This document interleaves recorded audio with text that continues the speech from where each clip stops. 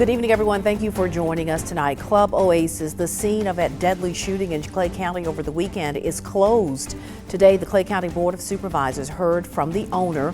We're also learning a little more about the shooting. Our Kamari Hamer has been following the story all weekend. He's joining us now live from the Clay County Sheriff's Office with the very latest. Kamari.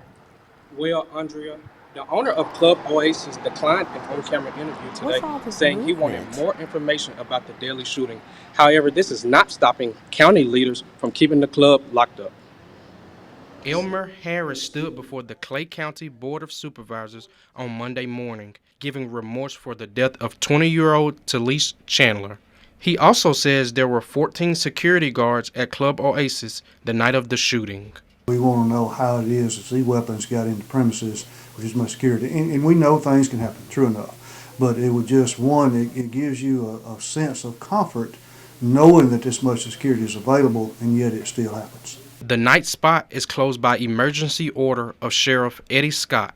Harris also volunteered to shut the doors. Board of Supervisors President R.B. Davis says the county wants to strengthen its nightclub ordinance, and so does Sheriff Scott.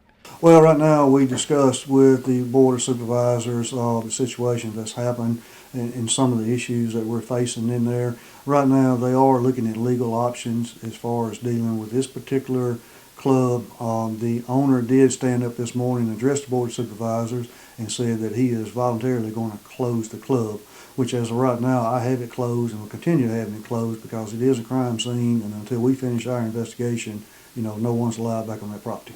Hundreds of people were inside Club Oasis when shots rang out. WCBI is told at least some of the security personnel were armed. As of Monday, only a few of the 12 victims were still in the hospital. The promoter and the club owner is one that sponsored this event. So we definitely had questions from them from the get-go about the security and all, which they did have 14 security guards that was working. Deputies have been interviewing witnesses and victims. They've learned many of the people at the event were from out of town. Other law enforcement agencies are also working to help solve the case. We have a lot of help in this thing. We have the West Point Police Department, we have Mississippi Highway Patrol, we have ATF, we have the DA's office, the Violent Crimes Task Force, all these agencies, Homeland Security, there's a lot of people coming together to help us. So right now, even though the totality of it is huge, we're starting to kind of hone in on some information that we think is going to be real helpful for us in solving this case.